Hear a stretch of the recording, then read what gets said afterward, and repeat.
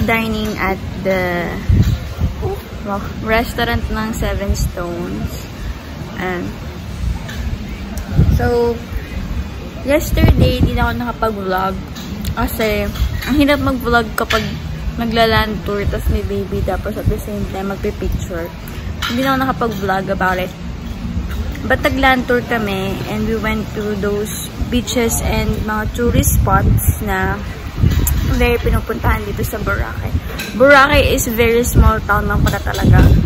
And akala mo malaki siya, pero kung titignan mo talaga siya or ililibutin mo siya, it's very small and very fun ikutin. Magsasawa ka na lang if mag-stay ka ng matagal dito, pero for vacation lang. So magsasawa ka na lang sa kanya. Sa sobrang liit niya, konti na lang yung mapupuntahan mo talagang tourist spot.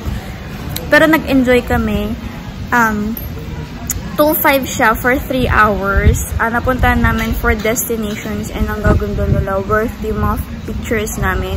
Hindi ko na lang talaga kayo nasama kasi nga sobrang hassle kapag may baby na. Pero I'll include some photos here na lang sa vlog. So ayan, we met Kuya Sandro. Ayan, si Sandro, siya yung naging tourist guide namin.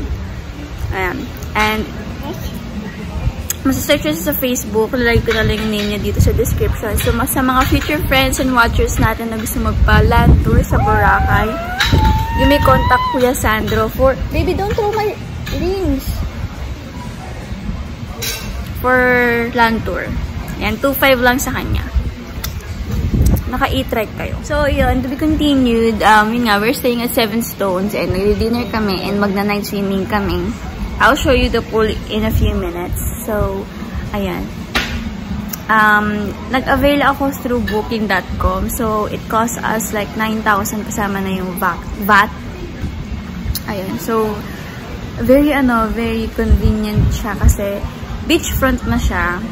So, ang ganda tignan. And then, yung mismong pagkaka-build ng kanyang resort is very pleasing. And of course, the staff, they're all friendly. Lagi silang bumabate. They're really willing to help. Ayan. So, yan. Masyado lang sa food. Usually naman talaga kapag mga resort and hotels, pricey talaga yung foods nila. Regular than kaysa sa mga usual natin. So, hindi sila regular mag-price talaga. So, yun. So, pero masarap naman. So, yun. Makain ng mag-ama. There. So, in a few clips or videos, I'll show you around kapag gabi ang view dito sa Seven Stones. So, thank you guys. Next clip.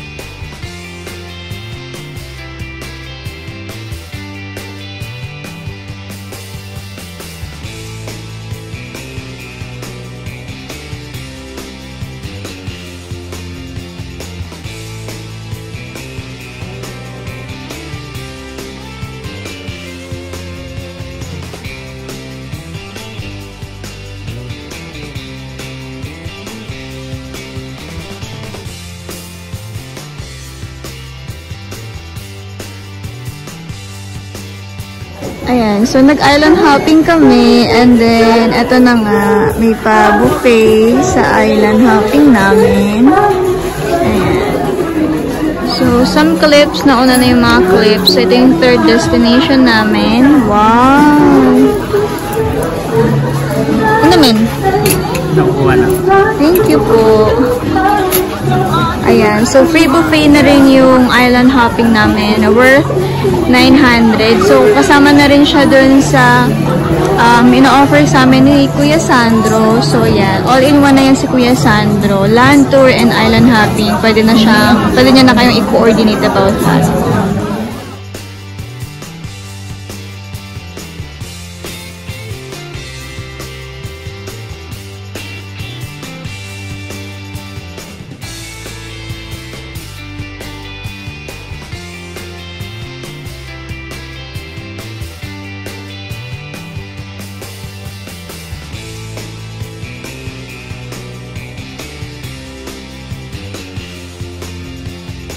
So, this is our last stop para sa island hopping namin. So, ang last stop namin is Crystal Cove. So, ayan, pagpasensya nyo guys, kung di talaga ako masyadong hindi ko kayo maiikot because, you know, we have a baby on board. And, mahirap mag-video and timeline. So, ayan. So, sobrang ganda.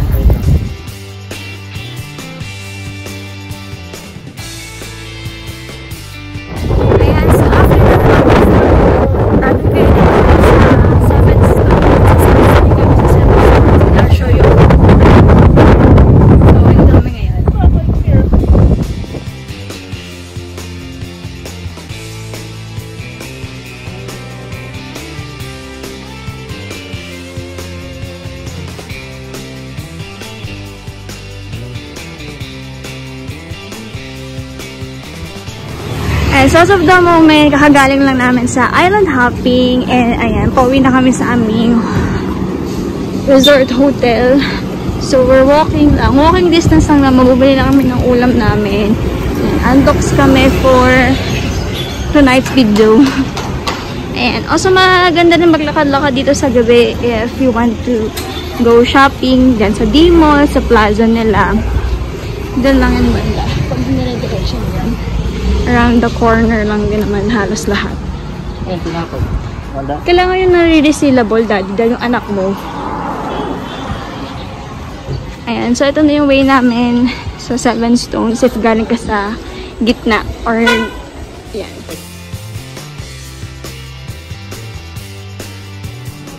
So guys, ito yung pool area nila. So magkabilaan yung kanilang mga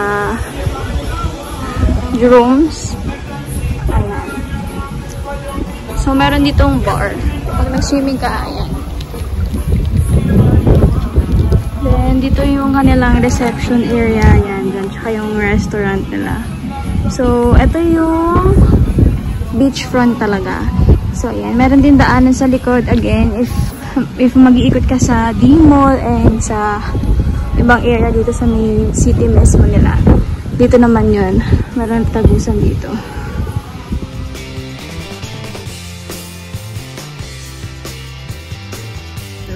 Ayan guys, so pauwi na kami from Boracay. So, morning na kami. So, hindi na ako nakapag-update. Ang dami kong pinramis na itutur ko kayo sa room, but hindi na kasi nga sobrang hirap talaga pag may child. So, ayan. Quick na lang talaga itong magiging vlog ko. So, and thank you guys for watching and see you on our next travels. Bye, Cebu. Bye, Cebu. Bye, Boracay.